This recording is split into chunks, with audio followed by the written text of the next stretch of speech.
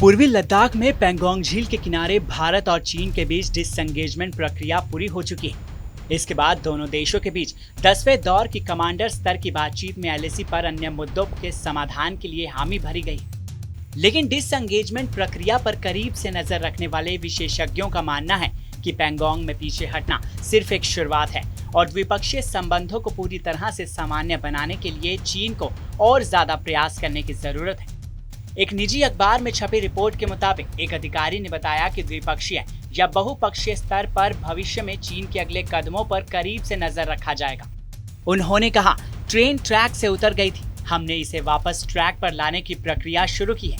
आगे देखते हैं कि चीजें आखिर कहां तक पहुंचती हैं। दोनों देशों ने 10वें दौर की सैन्य बातचीत के बाद हालांकि बयान में कहा था कि दोनों पक्ष अपने नेताओं के बीच बनी सहमति, अपना संवाद और संपर्क जारी रखने, जमीन पर स्थिति को स्थिर और नियंत्रित करने तथा शेष मुद्दों का संतुलित और व्यवस्थित तरीके से समाधान करने पर भी सहमत हुए।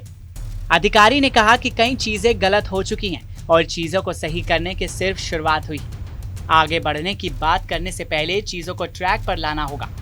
साथ ही उन्होंने कहा कि अभी तक इसके कोई संकेत नहीं मिल रहे कि चीन के साथ अगले दौर की बातचीत आखिर कब होगी, चाहे वो राजनयिक स्तर पर हो या फिर सैन्य स्तर पर। आपको बता दें, चीन ने हाल ही में ब्रिक्स समिट की मेजबानी के लिए भारत को समर्थन देने की बात कही है, लेकिन विशेषज्ञों का ऐसा मानना है कि इसे ज्यादा सावधानी से देखने की जरूरत है।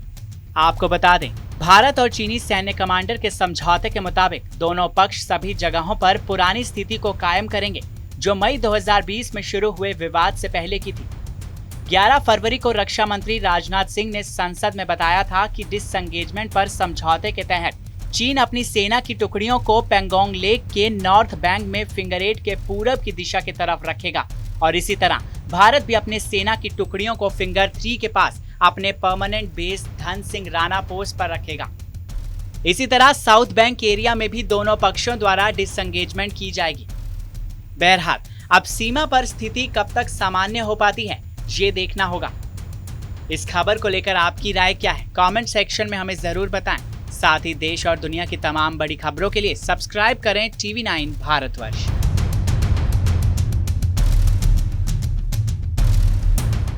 परवाह देश की, सोमवार से शुक्रवार रात 10 बजे TV9 भारतवर्ष पर।